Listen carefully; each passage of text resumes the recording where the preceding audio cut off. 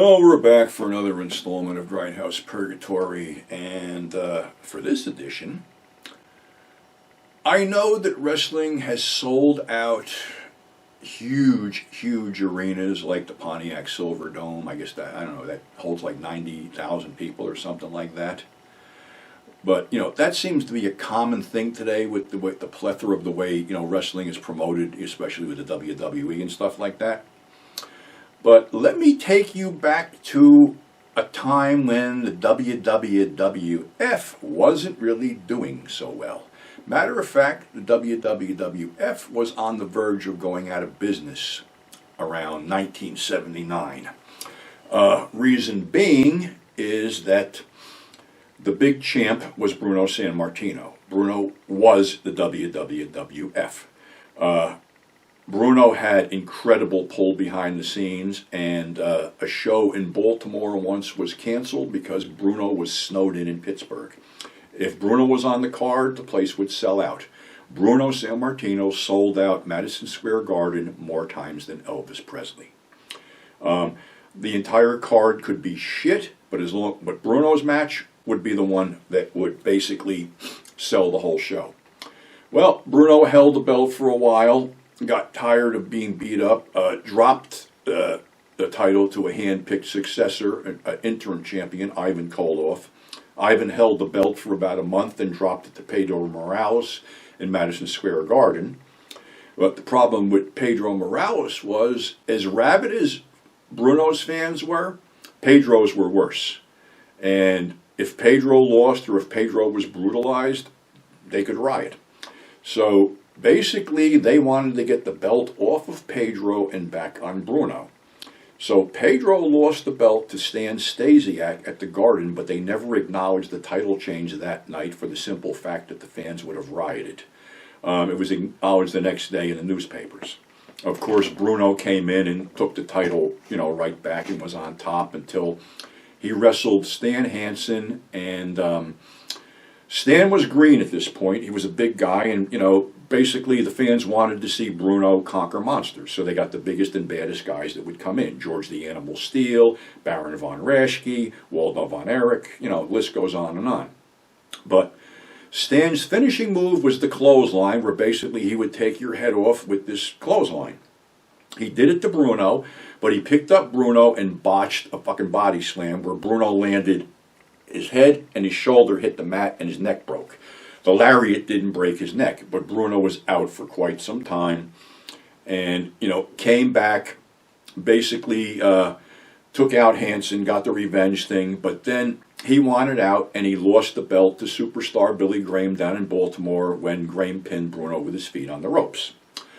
The rematch was at Madison Square Garden, only Bruno had to go through George the Animal Steele because that was his next scheduled opponent. While I was at both fights, Bruno beat the shit out of George, and next month was going to be the rematch with superstar Billy Graham with Gorilla Monsoon as special guest referee. Well, this was toward the end of the 70s. Me and my buddy had tickets. We were offered $100 a piece for those tickets, $100 each going to the Garden. People wanted to buy those tickets for $100 each. The place was completely sold out. The fight was a bloodbath. Graham at one point bailed out of the ring, was going to get counted out, but Gorilla went after him and threw him back in the ring. Bruno didn't win. They went around the loop with it. Graham was going to hold the belt for 9 months and then be replaced by Bob Backlund. Bob Backlund was the hand-picked successor because basically they could control Backlund. They couldn't control Bruno. Bruno, like I said, the McMahons were just promoters. Bruno was the star. Bruno called the shots. But now Bruno was doing color commentating. And unfortunately, Backlund wasn't drawing the crowds. And matter of fact, when you went to see Backlund wrestle, you were basically hoping he would lose to guys like Don Morocco, Greg the Hammer Valentine, Angelo Mosca, Sergeant Slaughter, because Backlund was as exciting as watching paint dry. And they called him Howdy Doody behind the scenes. Well, Bruno had a protege, Larry Zbyszko, who real name was Larry Whistler. Larry lived close to Bruno, and Bruno was his idol. He, through several mishaps, got to meet Bruno and talk Bruno into training him. Bruno also trained J.J. Dillon and Luscious Johnny Valiant.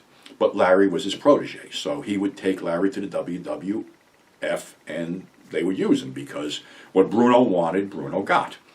Well, of course, Larry worked there. He held the tag team titles with Haystacks Calhoun first and then Tony Gurria.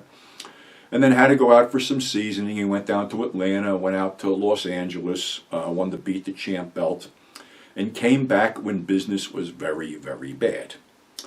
So he approached Bruno with this whole thing. He said, what if I turn on you?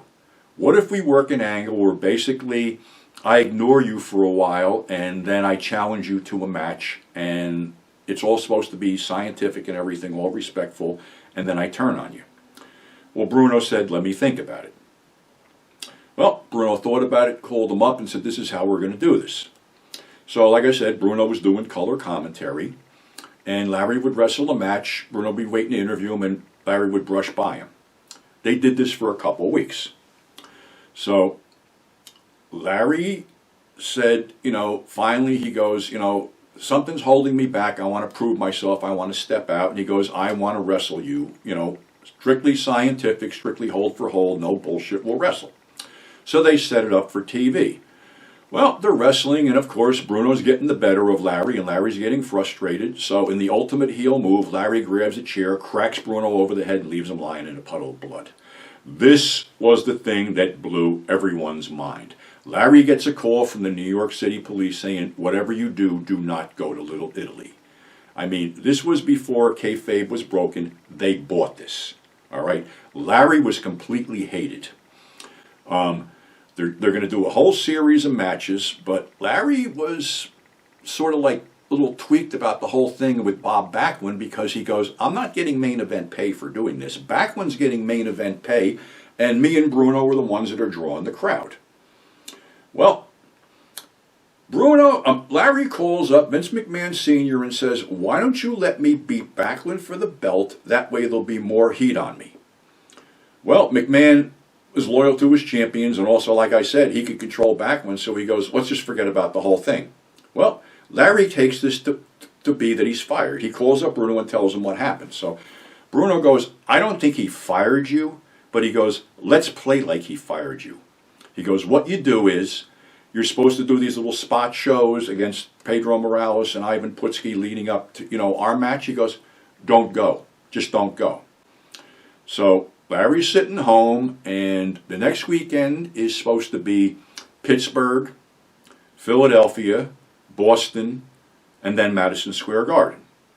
Well, Gorilla Monsoon runs Pittsburgh and Philadelphia. Angelo Savaldi runs the Boston Gardens, and the McMahons run the Garden. So all of a sudden, the phone starts ringing off the hook, and they said, well, what happened? You okay? You feel okay? You didn't make your shots? And he goes, well, I got fired. Vince fired me. And he goes, oh, no, we don't think Vince fired you. Let's check this out. Well, for whatever reason, they couldn't find Vince. So Larry calls Bruno back, and he goes, okay, they're buying it. What should I do? And he goes, well, you know what you do is tell them for the good of the business and not to screw things up that you'll be at those shows. But tell them you want 10% of the gate in advance. So, the promoters call him up, and he goes, listen, he goes, I don't want to, crap on the business. And he goes, I don't want to get anybody in trouble, but, as far as I know, I'm fired. So this is what I'll do. I'll come, but I want 10% of the gate in advance just to, cover my ass. So, not wanting to lose money because Bruno versus Zbyszko would be a huge, huge deal, the promoters did. So Larry basically said before he got to Madison Square Garden, he collected $27,000 in cash and had it in the trunk of his car. So now McMahon calls Bruno that he wants Bruno to have a sit down, and Bruno says, sure, I'll have a sit down with you, but it's going to cost you $10K. That's the power Bruno had. Bruno didn't like the McMahons didn't like Bruno. But like I said, Bruno was the man there. So Vince Sr. gets a hold of Larry and wants to sit down and says, there's no way I can give you 10% of the gate at the Garden. He goes, but I will give you main event pay from now on. So Larry says, fine, that's all we wanted. So they run the whole series around the loop. It ends with count-outs. It ends with disqualifications. It ends with somebody bleeding, this and that and the other thing.